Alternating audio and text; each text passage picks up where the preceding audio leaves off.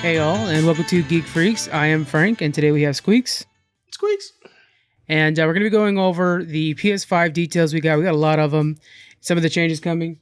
And then we're also going to be talking about the better Emmys. We ran polls throughout the last month, and you guys were very responsive, so we appreciate that. We're going to be going over the better Emmys. They've done technical stuff so far, so we've heard Mandalorian's doing really well. But the other Emmys are actually taking place tonight. We're not going to see those. Just assume Mandalorian's doing really well. It did really well in ours too, so just gonna assume they win everything. Before we get started, what have you been playing lately? I've actually just finished Luigi's Mansion 3. Oh, snap. Because obviously it took me a little longer with the whole sending in my Switch because it's broken, and then the COVID thing hit, right. So finally finished it. And now I jumped into Mario 3 All-Stars. Just picked that up. So I started on that. I started playing the Mario Sunshine. Okay. Which I'm really excited about because I never played Sunshine or Galaxy back in the day. So I'm actually looking forward to playing both of them. Let's see. Watching wise, what am I watching right now? I just started watching Pen 15 on Hulu. Pen 15 sounds like penis, if I'm not mistaken. No. Oh, shit. I wonder if that's what it is. That look on your face. It's got me thinking now. Actually, yeah, right? Pen 15? That's the point. I think it might be. With the show. Dude, we just blow your mind a little bit. Oh, God. Mind blown. But yeah, that's on Hulu. I think I could be getting the name wrong, but I don't remember. Yeah. I don't know. Subconscious, isn't it? We can know what's on your mind. Yeah. What are you playing, watching? I'm honestly just sitting around waiting for Shadowlands, man. That's all I'm doing. Played some Avengers. I got Black Widow to cap. Nice. Just kind of hanging out, waiting. Playing. What did I play? Oh, I played Lego Batman last night for Batman Day on the stream. Yeah, it was pretty fun. I was nice. Really bad at it, so that's not great. It's like a kid's game. I kept I was failing. gonna say, how can you be bad at this? Yeah, you'd be surprised. And I'm watching Ratchet right now. It's new on Netflix, and visually very beautiful. Actually, visually, I think you'll like it because it's that 50s kind of look, 50s and 60s. Yeah. Like and just very beautiful. The music's wonderful. The plot's kind of a little bit of everywhere. It's kind of a mess, but it's fun in that way. Like just random things, like let's kill this random guy. Okay, sure. It doesn't really make sense with the plot, but I am enjoying it. Yeah, I'm trying to think of what is her objective, and her objectives change all the time. They don't always make sense. But yeah, it's and good this stuff. This is a series, not a movie, right? It's a series, and it's okay. Like a prequel series to One Flew Over the Cuckoo's Nest. So. Okay. Yeah, we were gonna click on that, and we were gonna check that the Devil one with the. That's Tom a good Holland. one too. Actually, I finished that as well. Yeah, I want to check that too, but we were kind of waiting to watch it at night, and then we just got tired. I was like, I'm almost at the end of Luigi's Mansion. I'm just gonna beat this. So. Yeah. That one has Robert Pattinson in there. He kills it. He plays this pastor. Really. And then it's got Tom Holland, so Batman and Spider-Man, and it has Winter Soldier in there too. He's a sheriff, and it's a really solid cast. That's worth the watch. It was fun. Nice. It's very Coen Brothers-esque. So if you like Coen Brothers, it's that. If they took out the narration, it would be exactly a Coen Brothers movie. Oh, okay. All right, so before we go any farther, let's do our Audible ad. Hey everybody, we have one more week before we were talking about Sandman. How far have you gotten on Sandman so far? Oh, God, not far at all. Same, man. This week is going to be a lot of Sandman listening. So it's not that it's bad, though. It's just I haven't really focused on listening to the audio right now. So busy. Well, for me, a lot of my listening time, we have so many people in the networks and stuff like that. We're part of a new network, by the way. We're just joined up with a new network. We joined up with multiple networks, so sometimes we announce a new network. It's not like we left our old ones. It's just a new one so that we can kind of share ideas and get better and stuff like that. It's All Everything Entertainment, I think it's called. Oh, shoot. Forgot the name, but I think it's All Everything Entertainment. And so I will write an article about some of the podcasts I really like over there. But yeah, anyway, so a lot of my listening time kind of goes to listening to other people's podcasts, giving them feedback and vice versa and stuff like that. So it's kind of takes up a lot of my time. But so you guys can go over to audibletrial.com/geekfreaks. Listen to Sandman. Next week we're going to be doing a book club for it. The couple days beforehand we'll do a what am I going to do? We'll do polls. Let's do polls. Yeah, we'll do polls on what do you guys like and stuff like that. It'll be really cool. And it should be a lot of fun. All right, so we're going to get into this PS5 reveals. And I mean, dude, I was so hyped for this. I got up early in the morning, got, my big cup of coffee. We're ready to stream. What did you think of this overall, these big PS5 reveals? Okay, so all I saw were the trailers. I wasn't really watching the full presentation due to work. And they came out with some bangers, really, for to show actual gameplay of Miles Morales Hmm. was a wonderful thing to see. Oh my god, it's so oh my gosh, vibrant, and the way that he's. I love the action that he's just swinging and jumping and crawling everywhere, and then they showed Yeah. him kind of pretty much like slinging himself, like quick slings, pretty much. I don't know whatever you call that term. To He seems to faster. avoid Doesn't he things. seem faster than Spider-Man? You know what? When I was watching the gameplay, it did feel like it was more fast paced than when I was playing the original game. And I could be Yeah. wrong. Maybe I just haven't remembered or whatnot. But I did get that same feeling. Yeah. Um, so it was nice to see actual gameplay of that finally. I think my biggest thing that I've seen that I went haywire for was the Harry Potter RPG game announcement. I did like how they came out also with the Final Fantasy 16. So they did surprise me with certain game trailers. You know, not expecting to see Harry Potter or Final Fantasy 16. So they came out with some bangers. Yeah. I agree with you. And that Harry Potter one, man, I was like, I don't really care for Harry. Like I like the movies, but I'm not going to be reading the books. I'm not Yeah. a nerd.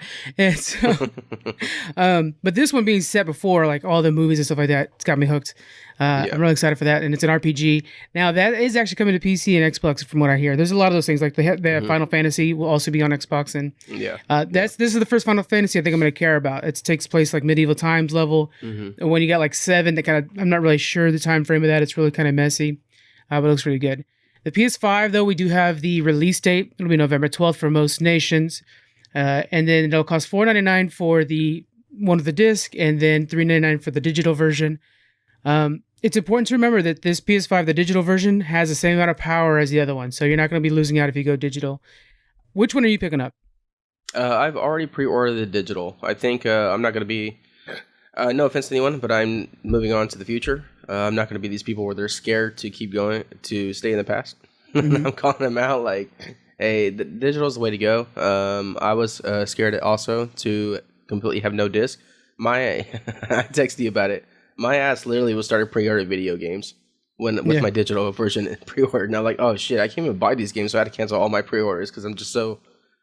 It's like, man, it's gonna be weird just picking up a console with no games with it. It's just, Yeah. and that Sony Network's probably gonna crash. Calling it right now. Oh yeah. Day one, it'll crash. I can't even use my PlayStation. There you go. It'll be DDoSed. I So mean, why would it not be? yeah, People always gotta be assholes, so it'll definitely happen. yeah. We asked the people on Twitter what they're. I'm gonna get digital as well. We asked people on Twitter. 62% of them said that they're getting the PS5 with the disc tray. Hmm.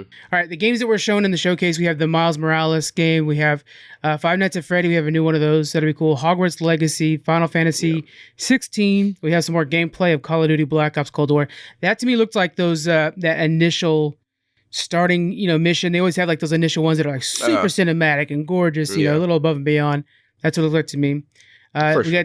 got Devil May Cry 5 Special Edition. Now, I don't give a shit about Devil May Cry 5. I want a remake of the first two. What do you think? Okay, so Devil May Cry is one of my top 3 games ever, Right. but I just don't give a shit about. I'm like, okay, cool. Why? It was just so left field. Like, why are we getting a remastered Devil May Cry? Like I don't know. 5 is my thing. It's like to me, I don't think 5 sold as well as number 1 and 2. So, and I don't know. I think number 1 was just like a perfect game. So I don't know why they're not Yeah. going with number 1 and remaking that, or to reboot the entire franchise. Like I don't know. This just feels like a mess to me. Yeah. We had Oddworld Soulstorm, which is a return to the Oddworld games, and then we had this PlayStation Plus collection. Now, when this was first announced, I was like, sweet, they're finally getting on the Game Pass thing. That's the smart move here. It is not that. They said that they will not make a subscription service where you get first-party games based off your subscription. They said that they believe that is unsustainable. They think Xbox is actually losing money on it, and it's not going to work out for them.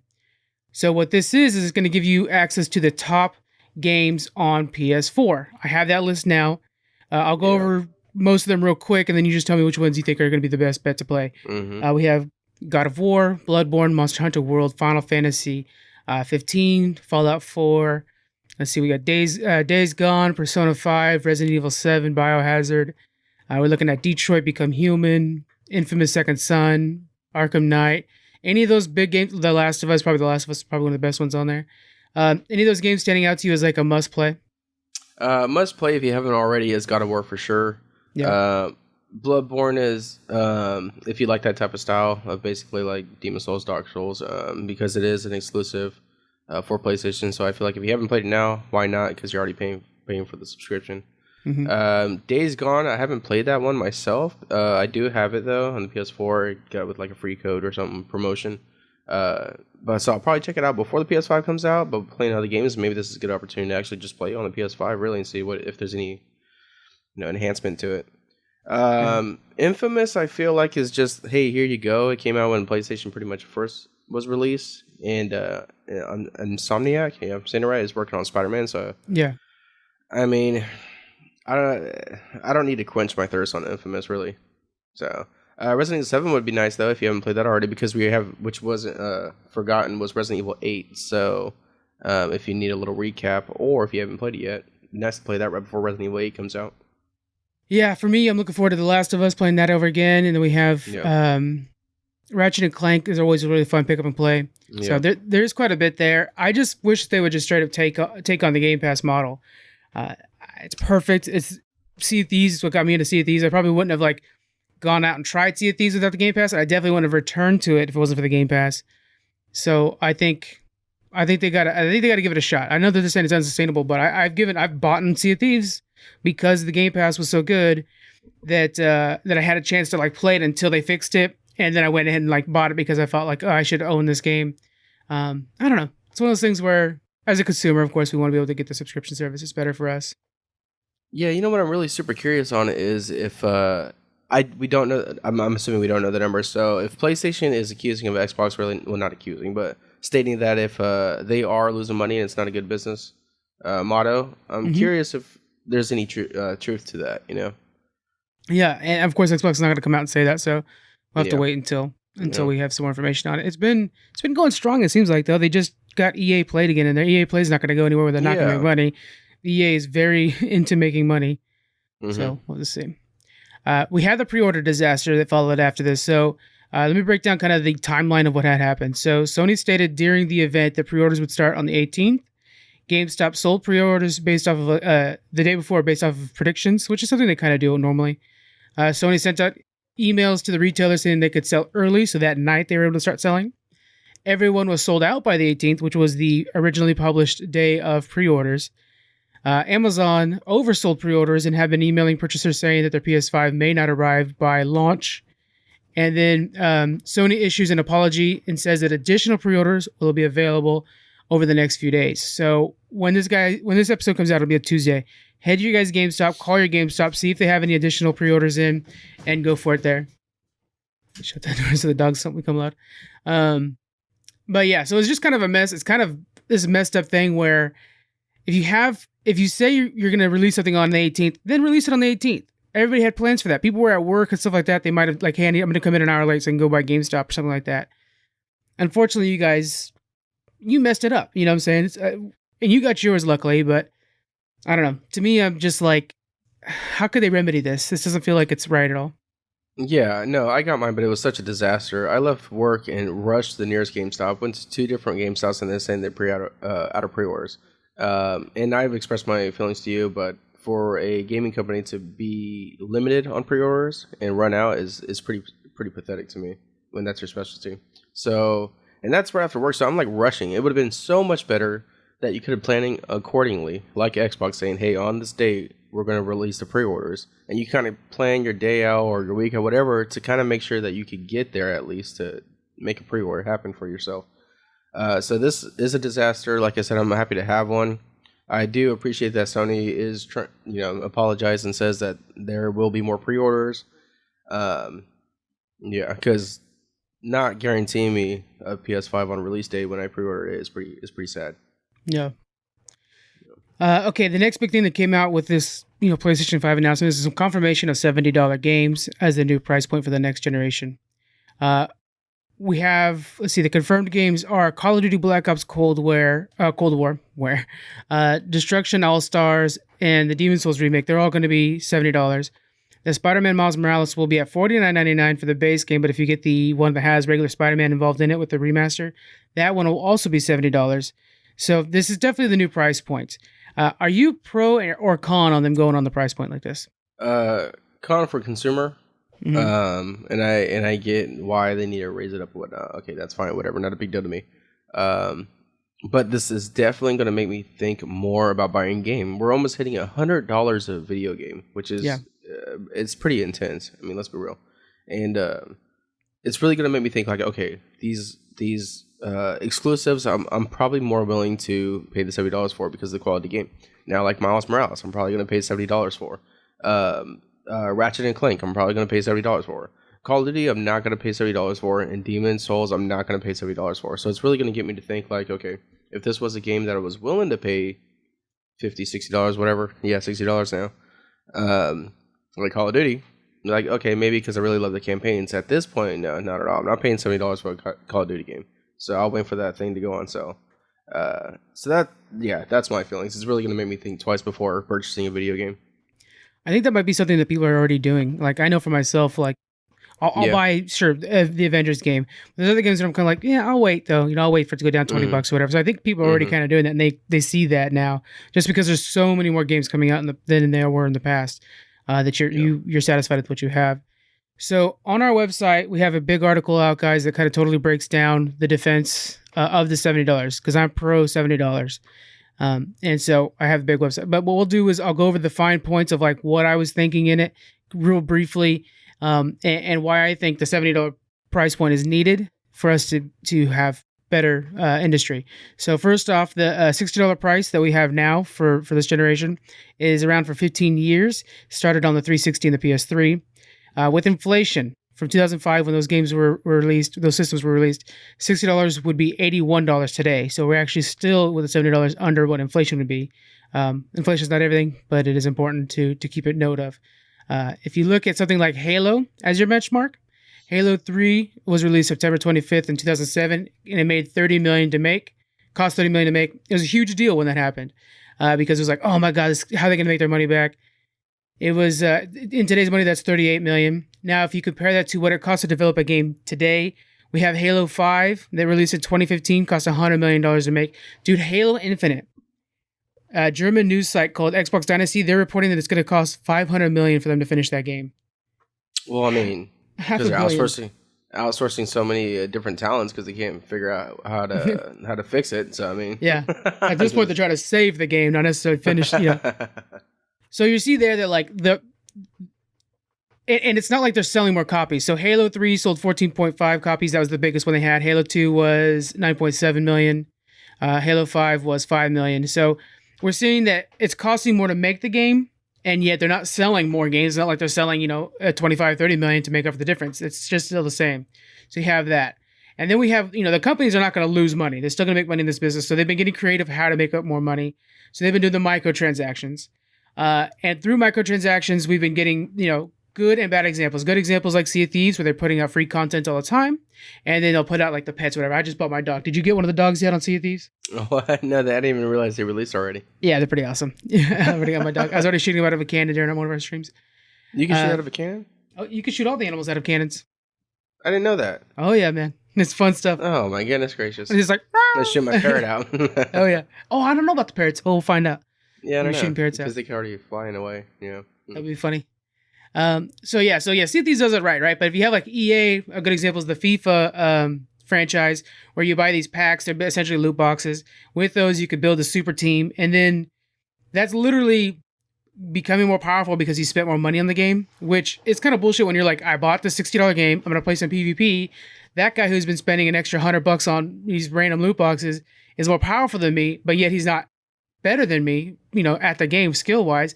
It's not fair that he beats you, in my opinion. It's like if an Overwatch skin for some reason gave you more damage, that wouldn't be very fair. That'd be crazy. So we have that. So microtransactions are there to make up the difference. If we were to increase the price of the game, ideally, I'm not saying that they'll be real quick on this, especially EA.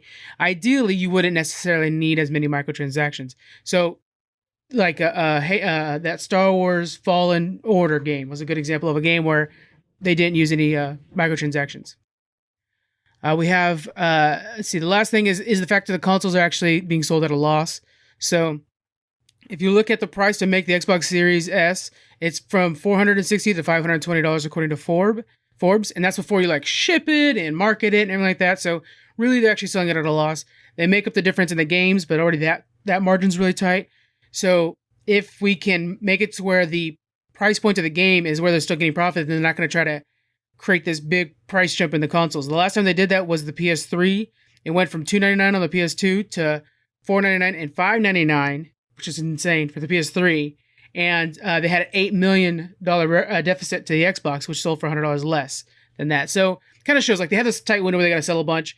So if you're going to try to make up your difference in the console itself, you'll end up not selling as many consoles. You know, it's bad for the industry. I go into the full thing on this, guys. If you guys want to go into the full details on this, go to our website. It's a long article, but I honestly think the $70 is the right jump. And we're willing to talk about it more, of course, on Twitter and all that, so you guys can hang out over there with us and discuss it. We have some news from a Portuguese retailer that leaked some stuff on the website. We have Mass Effect Trilogy Remastered is coming this October on Xbox One and PS4 for $60 and on the Switch for $50. Have you played Mass Effect? 2 and 3. I have not played the first one. Okay, I hear the first one's really good. Yeah, I hear good things about it. Yeah, I think I only played the first one. I don't remember these games well is my problem, so I might pick this up just for that. Are you picking this up, the remastered? No, I really have no interest in this, to be honest. If this is it like a full-on rescale or is it just remastered? Kind of like I think it's just a reskin. Yeah, it's not a full remake. Yeah, kind of like the Mafia first one. Yeah. Yeah, like I just don't. I don't know. I mean, I'm not huge on Mass Effect, and you're only giving me 1 through 3. I know Armageddon didn't got a lot of bad rap, but is Armageddon not included in this? You know, I don't know why they wouldn't. They should, but yeah, it's not on the list. Yeah. So, no. What about you? Or no, you haven't. I think much, so will this like we were talking about before. I'm gonna wait for it to go on sale. Yeah. You know what I'm saying? Because why would I buy an Xbox One or PS4 game right now? I'm not gonna buy any of those right now. No, you're right. I'll wait for it to be on sale on the PS5. Mm-hmm. All right, Call of Duty Warzone, guys. We have some interesting job listings that hint to the idea that this is going to be going to mobile. So you play the Warzone on mobile, and Daniel should be real excited about that. The latest job posting calls for an executive producer, which to feature new mobile FPS in the Call of Duty franchise. The listing refers to Warzone often, and it says they want you to improve upon the Warzone formula by proposing and producing mobile specifics, additions. Oh, I'm speaking English so well today, guys, and changes to features to ensure a best-in-class mobile experience that players will love. Harvest, adapt, and deliver the essential features from Warzone consoles and PC into the best mobile installation. So that's what it sounds like. Basically, they want somebody to come in, take the Warzone that exists now, and make it work for mobile. Something we saw like on PUBG and stuff like that. Would you play? You're not playing Warzone much right now, right? No, not too much. No. Okay, but you do play Fortnite. Now, have you played Fortnite on mobile? Yeah, I have, and I just can't. I can't do it. Yeah, I'm not good on a mobile. I'm not either. Although I did get a chicken dinner on PUBG Mobile recently, and I was like, oh wow, look at that. That's not easy to do normally. And I think my strategy, guys, if you guys want to know how to win those games, you hide in the grass until like there's only like one other guy who's been out there fighting hard, and you just snipe him. Or shotgun him. And you win, and you're like, oh cool, how many kills did you get? 1. Oh yeah, that's all you needed. I am a chicken shit when it comes to those games, but I win them. So Warzone's coming. Warzone to me seems like a little bit too fast paced for mobile. Personally, like when you watch people stream it and stuff like that, they're moving quick and they're real fast, quick fires and stuff like that. So it seems like it's gonna be a little bit too much for mobile. But it looks like it's on the horizon. It's definitely a cash cow. That seems to be a big money maker. If you look at I was just watching looking at an infogram, and it's something like 70% of gamers, 75% of gamers are mobile gamers in the US. Wow. So yeah. So it shows that that's where the money's at. And that's where you get a lot of those microtransactions as the main source of income, because it's not like PUBG Mobile costs you anything. It's in buying all the little extras. So Warzone's coming, guys, and Activision's going to be getting their cash out of you. So be careful with that microtransaction shop, but hopefully you guys have fun. We had the Nintendo Direct Mini. Did you get a chance to watch this? I did watch a little bit, yes. What are your thoughts on this one? I thought, okay, so you got a bunch of like Monster Hunter, but then also like I was kind of shocked with the Empire of Sin. That looks good, right? Yeah. That one looked kind of good. But I mean, okay. You know, I wasn't too impressed with this Yeah. direct mini. Yeah, I was kind of the same thing too. Sniper Elite 4 looks pretty good to me as well. The big Hmm. thing to me is the fact that Ori and the Blind, or no, I'm sorry, and the Will of the Wisp is coming to Switch. Okay. Very good game. That's actually my favorite side scroller. Uh, but yeah, we also had Rune Factory 5. We had Balan Wonderworld. Um, yeah, it was just okay. The Monster Hunters is kind of a big deal for a lot of people. We had Monster Hunter Rise It and is. Monster Hunter Stories 2 Wings of Ruin. And you guys could watch the trailers for those on our site, but have you played much Monster Hunter yourself? Yeah, so I played the last Monster Hunter that came out for PS4 and Xbox. Hmm. I find myself really getting into it when I play with multiplayer. So I used to Yeah. play with a couple people I work with, and that was a blast. That was fun. You pick your mission, you're going out and you're slaying monsters together. But when you're by yourself, it's okay. You know, it's like the experience is definitely there with multiplayer. Yeah. So I never really gotten much into Monster Hunter because of my experiences, whatever. I just need to find someone that wants to play together, I guess. Um, but it looks so cool to just slay these crazy ass monsters and make this armor and weapons. You're like, man, I want to play this so bad, but I just know I won't enjoy it as much Yeah, as a single player. as others. So I watched the trailer. I'm like, fuck, maybe I'll try it again. You know, Yeah, yeah. but I don't know. And then I look at Balan Wonderland, and I'm like, I mean, that's Nintendo written all over it, right? It does. So Yeah. I mean, I think that's something I'm more interested in instead of Monster Hunter. And Balan seems like it's within the power of the Switch better too. When you compare it to Monster Hunter, Mm, which I'm like, how are you guys going to get that game onto a Switch? I know. yeah, So that's something that came out last week. I don't know if we mentioned it, but Nintendo has been telling developers to start developing the games for 4K yeah. as well. So that means the Pro is coming. Um, but yeah, Monster Hunter, that's a very powerful game. Monster Hunter World, anyways. To see what that can do, what they can do with Switch is going to be a little tricky. I know, like Empire Sim looks like a fun game, but the graphics were definitely down. Sniper Elite as well felt like okay, this is kind of a late 360, early Xbox One level of graphics. Um, Little rough, you know. And I'm like, come on now, I'm buying a PS5 next. I'm excited for good graphics, and Yeah. Nintendo kind of falls to the wayside of that. That's why they should, to me, they shouldn't bother with games that are too realistic. They should just stick with their cartoony corner. It works well for them. Yeah. Yeah, and it's definitely a difference because I played a Monster Hunter on the Wii U, and then Hmm. now when you jump into Monster Hunter that's on the PS4, you're like, holy shit! Like you want that fine tuned graphics on your armor or on these monsters that you're killing because they just, I mean, they look beautiful. Um, so if you're kind of a little like, okay, when I can rock a 1080 PS4, but I'm getting like, okay, maybe a 720, um, when you're playing the Switch, you're like, okay, that's a difference. Yeah. All right, let's move on to our next thing here. We have Fall Guys Cheater Island. We haven't played Fall Guys in a bit, do we? need to play Fall Guys No, again we here pretty haven't. soon. Yeah, we haven't. Gotta buy those skins. They got me with the skins over there. So they had this creative solution with cheaters, and I really like the way this works. So they would send them to their own server called Cheater Island. The way it would work is if you're playing a game and then all of a sudden they notice that you're cheating, you have like a program, whatever, that makes you warp around real fast, it would flag you. And then the next time you click the matchmaking button, it would put you in a different queue. And that queue would eventually, once there's 40 people, land you into a server that was full of cheaters. Now, according to their internal description, they named it this way. They said, it's a magical this company would be so much fun to work with.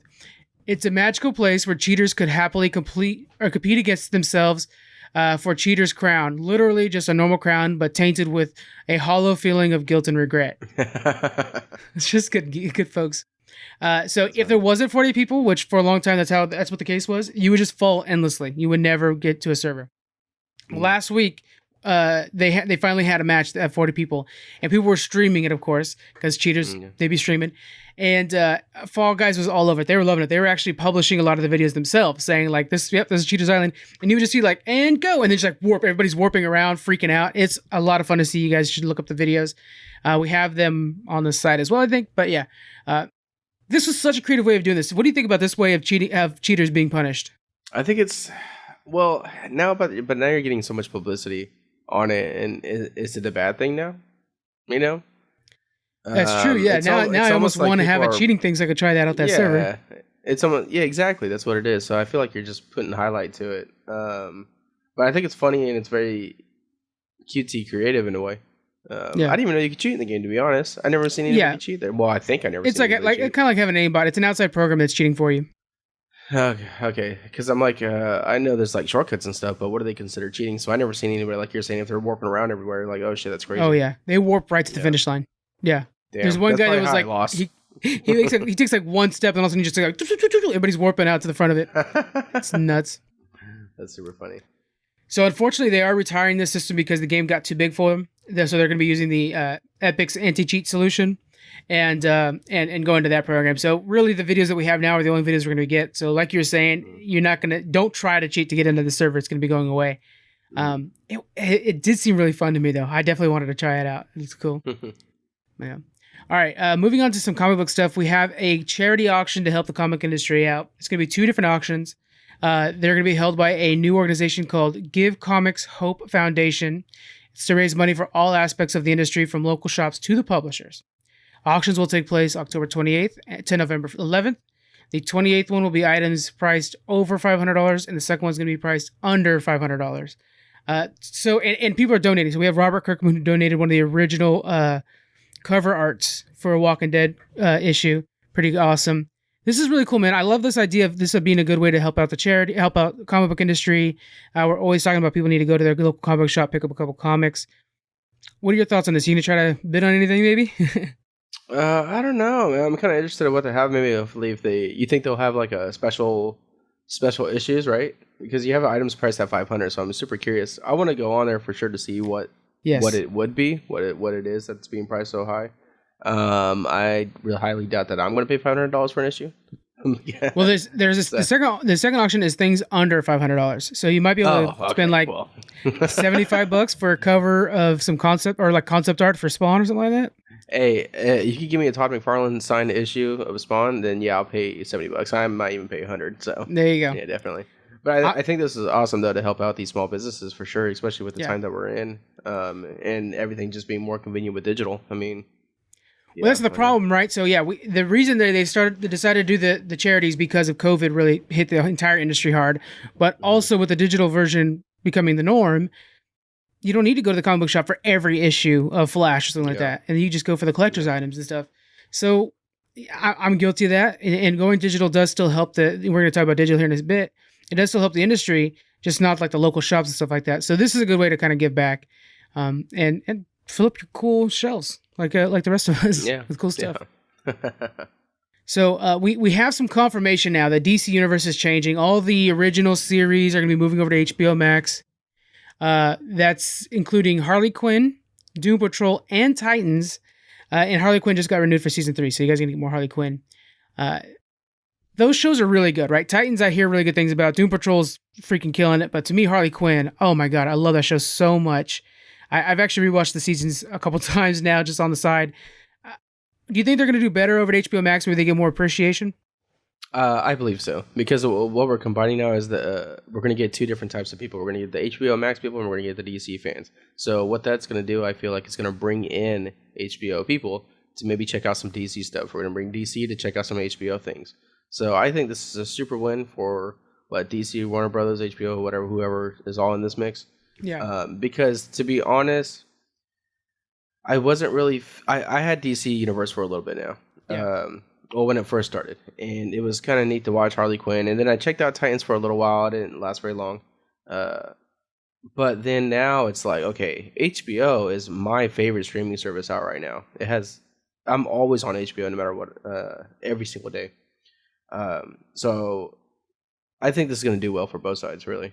Yeah. Yeah. I think these shows deserve more attention. I actually think Titans should move over to the CW myself, but Doom Patrol does feel kind of like it's a good Netflix show, so I think HBO Max is a good place for it to kind of compete with the Umbrella Academy, something like that. And then, again, Harley Quinn, as long as it gets more attention. And I think they're also getting the Green Lantern series over on HBO Max, so I think it's going to go well with that. So that's perfect. But if you have DC Universe, it's not going anywhere, guys. It's just changing to DC Universe Infinite. It's going to be just for the digital comics. It's going to really focus on that. This is a quote from their Warner Media press release. With access to more than 24,000 comic books at launch, DC Universe Infinite subscribers will also encounter digital-first comics, exclusive access to DC fan events, as well as a steady stream of recently released comics 6 months after the physical copy versions hit the store shelves. Following its initial launch, DC Universe Infinite will begin to expand globally in the summer of 2021. So they're shortening that window because, like, oh, a new comic book comes out. They want you to go to the comic book shop. But they're shortening that window. Now it's only 6 months out. You can get into the new ones, which to me is fine because I got a pile of comics I'm trying to get through right now. So that's fine to me to have that bit of a window on there. And then you're going to get some digital exclusives too, which is really cool. That's how Batman Adventures was a digital exclusive for a while. Okay, so now with the 6 months out thing, now is this going to happen with, say, if I wanted to go all the way back 2016 rebirth of Wonder Woman, right? Mm-hmm. Are those going to be available right away? Because it's obviously been a couple years now. Okay, so that is going to be a whole backlog to the point where when it comes 6 months, like every month now, I'm going to kind of be like expecting something to roll in, right? Mm-hmm. So it's not bad. I mean, the 6 months, is not enough to face me to go out still to the comic book store. But it is nice that they're doing something like that to help out these shops. If that's, the real reason. Who knows? Well, yeah, it is the real. Yeah, they do still want you to go out to the shops. That's why there's a hold. There's a hold on Marvel Marvel Unlimited and Comixology as well, which are the similar services. There is a bit of a gap there. It's kind of like the theater system where movie comes out, goes to the theater first, and then out to the Netflix. Okay. So that's pretty good. Now, is the subscription going to be priced at the same point? I bet it's going to go down. They haven't said the price. I have a feeling it'll go down. Yeah, I was going to say, because going down, probably pretty smart, because now you're not offering any of the shows, but you offered like the comic books before when the shows were on there. And this might be another hit to comic book shops if you think about it, really, because I'm paying cheaper and I can read any comic book I want now. So, oh, yeah, I know. So for a good example, is Comixology. I think I paid like $5 or $6 a month when that's, 2 comics real quick, Yeah. So it's so cheap to have when you think of it that way. Yeah. So. All right, we have Lovecraft Country's Jonathan Majors. He's going to be playing Kang the Conqueror. Now, you've been watching Lovecraft Country, right?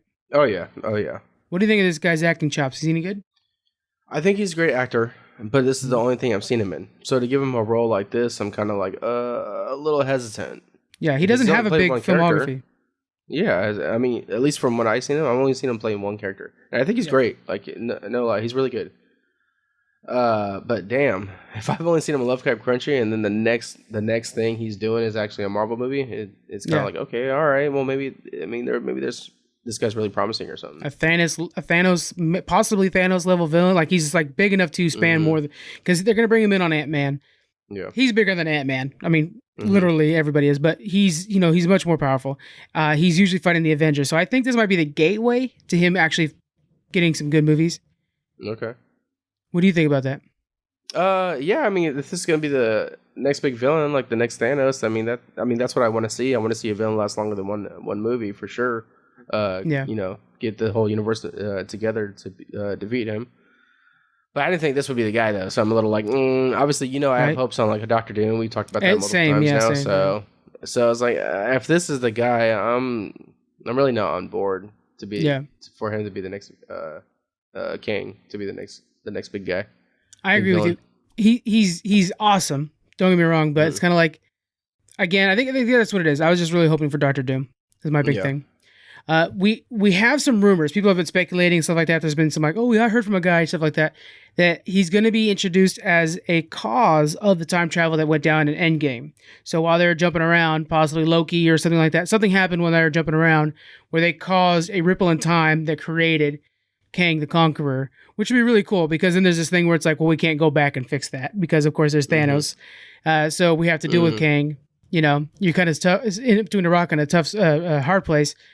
I would like that idea that it's an effect. Yeah, that's kind of neat, actually. Yeah. Next, we have 2 Joker sequels in the works, guys. So this is off of Joaquin Phoenix's Joker. He's being reportedly paid $50 million to make these 2 movies. It's insane, right? I can't believe I think Robert Downey Jr. got like 20, 30 for being Iron Man per movie. So $50,000 to be Joker, outstanding. According to sources from The Mirror, Joaquin initially felt Joker was a standalone movie, but he's changed his tune now. Yeah, you kind of know why, right? Right. Yeah. He says he says he wants to play the character again, despite the controversies that came from the release of last year. It's still being negotiated, but the scripts are being written, and Joaquin is very engaged with it. They're planning the 2 movies over the next 4 years. Todd Phillips is coming back to direct it, so we have the whole team back for this. I'm excited for this, man. I love that first Joker movie so much. So this is great for Yeah. me. Now, so they're gonna make a 2 and a 3 now because with this, that's what you're Yes. saying, 2 Joker sequels. Oh my Yeah. goodness, that's crazy to even. I mean, do they even have an idea of what's going? I mean, obviously number 2, but number 3, like, do they even have an idea of what we can do for number 3? If they're gonna give him Obviously- $50 million, they got an idea, man. I guess so. Something was pitched, and they're like, okay, sold. Yeah. But I mean, I'm super excited. I think I can't be the only one, but with the end of the first one, gosh, please. I mean, obviously with same style and keep it how it is for sure. But the uprising of Joker, right? I mean, Yeah. when everybody was cheering him on at the end when he's on the car dancing, and escaping that missile he was in at the very end. I mean, I got to see it, right? I got to see people wanting to follow this guy. I want to see like the cult of Joker be created. Exactly. Yeah. So expect that, guys, over the next 4 years. It should be pretty good. So we found out that CBS is bringing back their Sunday movie night. This is filling some of the holes left from COVID. A lot of shows are being delayed. So we have a return to this. I really like it. Reminds me back in the day when it was like, oh, Saturday night, let's see what's on ABC or on CBS. We have some big hits coming back. We have Old School, Clueless, Ferris Bueller's Day Off, Scream, Star Trek Beyond, really good, Coming to America. This is going to start on October 4th and then playing over the next 2 months. I like this idea, just kind of one of those things where it's like we're all banding together to try to like fill in the holes left by this year. It's just another good example of that. And then what else we have? Oh, and then CBS All Access is going to be changing the name to Paramount Plus. This is because, the Viacom merger. So now they're going to be adding a ton of Paramount movies onto this because, it's... Oh, shit. Yeah, and they're going to be bringing all the Viacom shows, which basically is like Nickelodeon, and like there's a bunch of little stations and stuff like that they had. So Paramount Plus, which is CBS All Access, is about to be one of the fullest libraries in streaming. It's already a good service. I really like it, but it's about to get crazy over there. But yeah, pretty awesome. You guys be checking that out. You should be subbed to CBS All Access as it is. It's really good. Yeah, you know what, man? With all these, I'm in talks right now, possibly getting Peacock for all the English Premier League games. Yeah, and it's like, oh my gosh, I'm making sure I'm not to the point where I'm buying cable because then I'll just buy cable. But then again, these streaming services give you exclusives, so it's like, oh my gosh, I can't watch Mandalorian just on regular TV, These fuckers, basically, is what it is. But this Paramount sounds dope, though. For the God, there's so many great Paramount movies. That's crazy. You're gonna say like every one of them is on there. I'm just thinking like even any. Okay, so one day I don't know why I was like I want to check out some of these Transformer movies, right? And which not a lot of people say that. So one day I was just in the urge for Transformers, but they're all scattered everywhere. You got one on Hulu, okay, but you can't get 2 here, or 3 is not nowhere to be seen. So it's kind of I mean, damn. This is I think this one might be one to look at too. This might be a contender next to HBO. My thing, guys, what I do, and do you too as well, is I see if there's something big I want, like Mandalorian, for example. That's when I'm going to care about Disney Plus.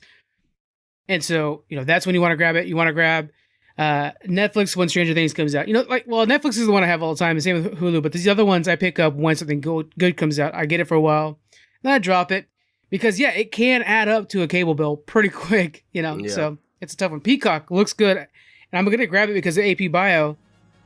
It's just one of those things where it's like, fuck, all right, add it to the list, man. Yeah.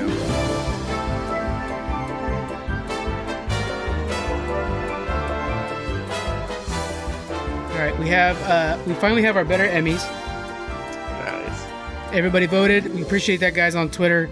We had hundreds of votes. It's awesome.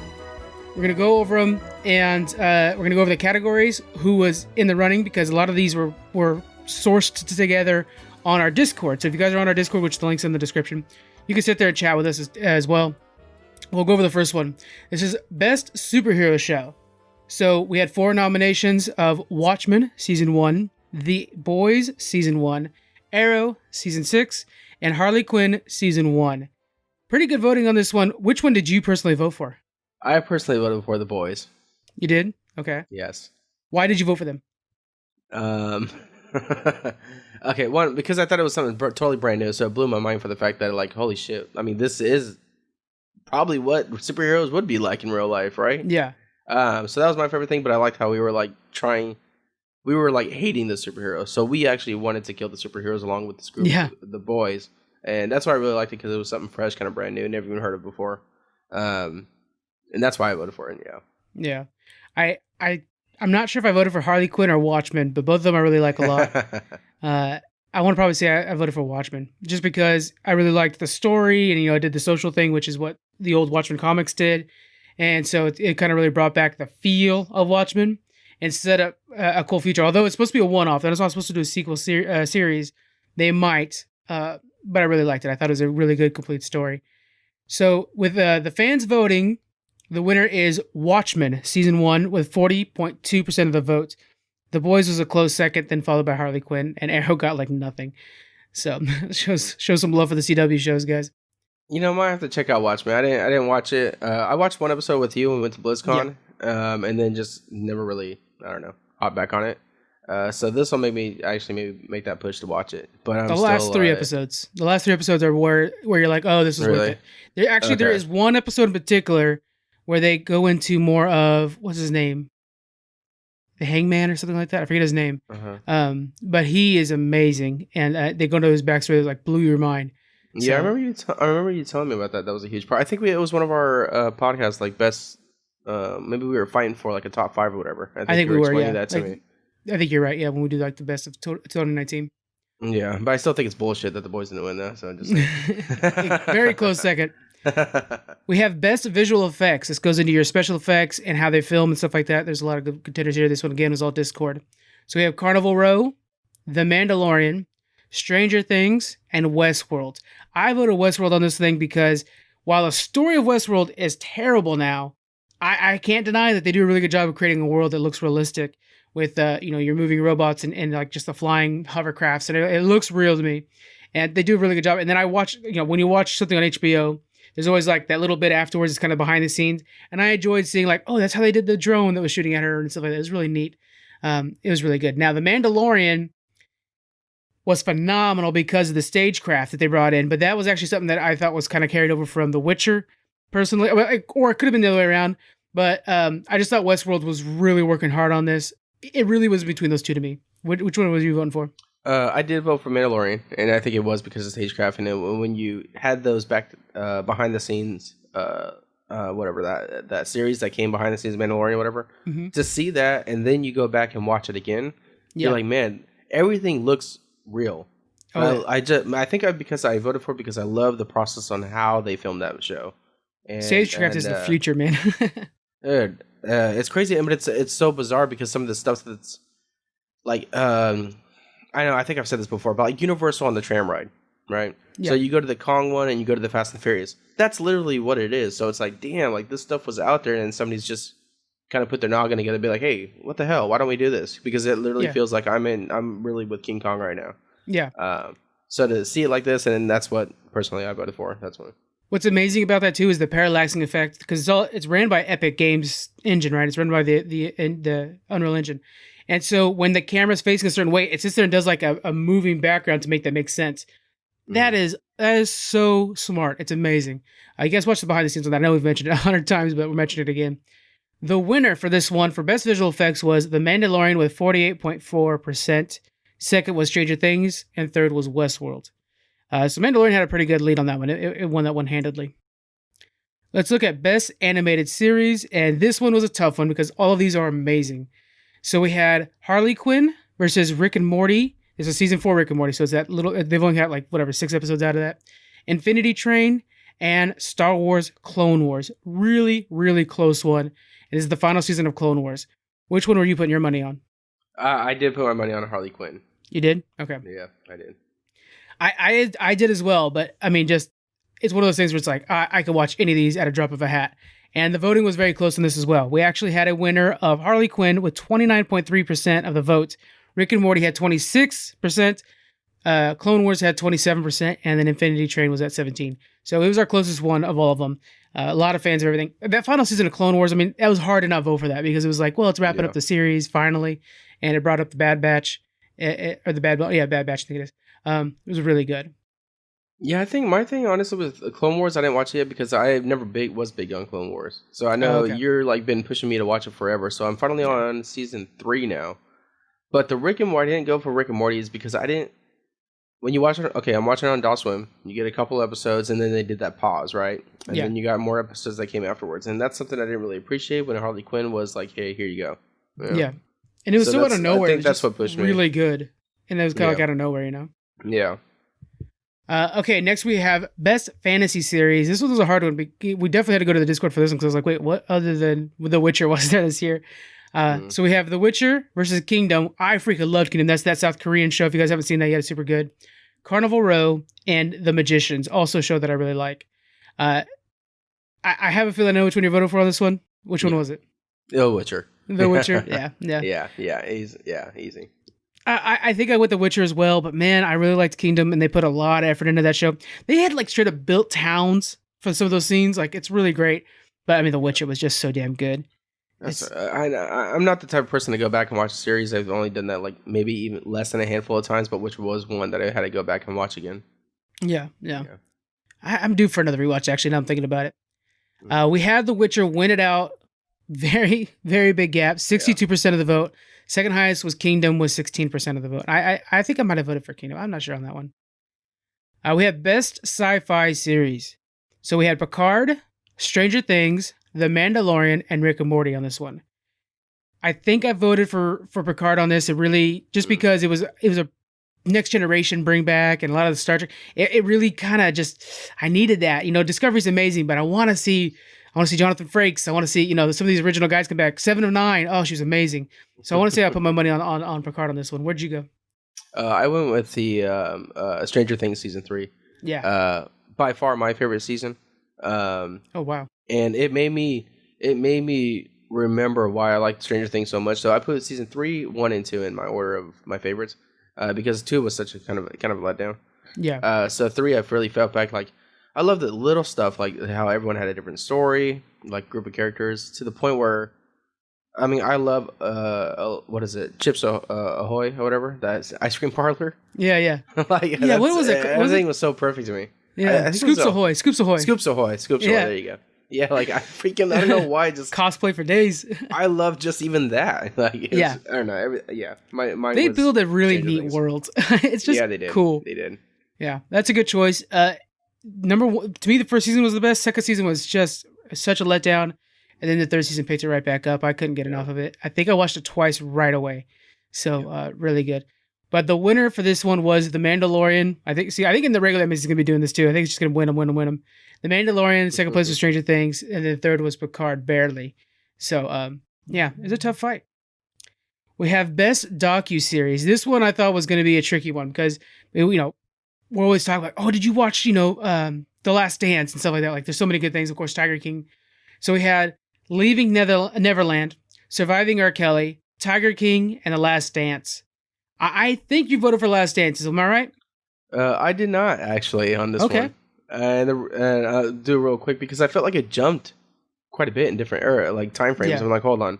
So we're talking about Dennis Rodman on the Bulls. Okay, now we went back to the Pistons. Like I thought we were already over the Pistons, so I didn't appreciate how back and forth it was going.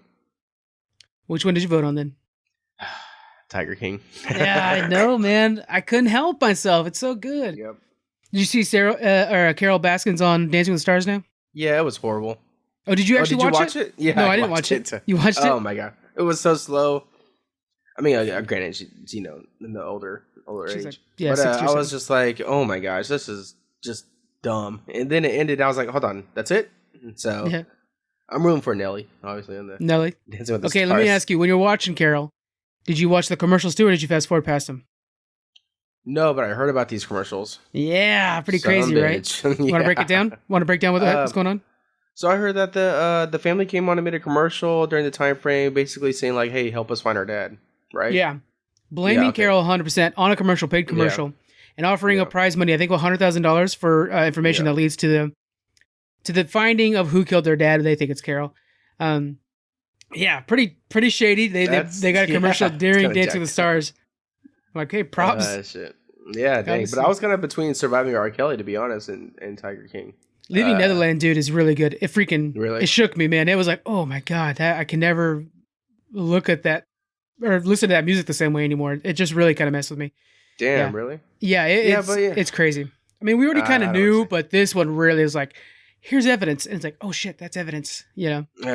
Yeah, man, that's crazy because I was thinking of R. Kelly and I was like, man, this is some fucked up shit. But then there's some dumbass parents out there. And then I was like, right after the show, I was like, R. Kelly or Alexa, put on some Step in the Name of Love. That's messed up, but now you got me thinking like, oh, I really love. I know. I don't want to not listen to Michael Jackson, right? Well, what is that on anyway? What is that on? I think it was HBO. I just watched HBO. Was it? I'm pretty sure it's HBO. Yeah, okay. I might check it out. It's worth the watch. It's just depressing. Yeah, but Tiger King's fun. I mean, it's depressing if you're a Tiger fan. Okay, so never mind. These are all sad. Let's go on to the next thing.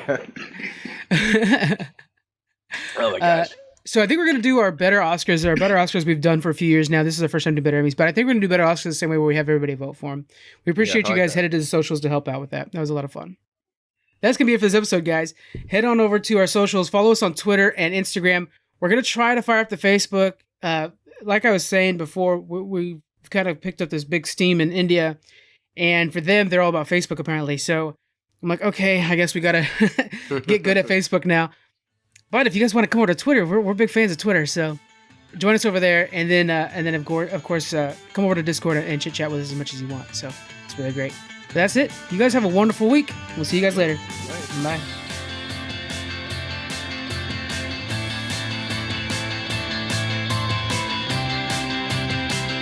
Thank you for joining us on the Geek Freaks podcast. You can find us on Twitter at Geek Freaks Pod. We're also on Facebook, Instagram. You can email us. We have our Patreon and a store.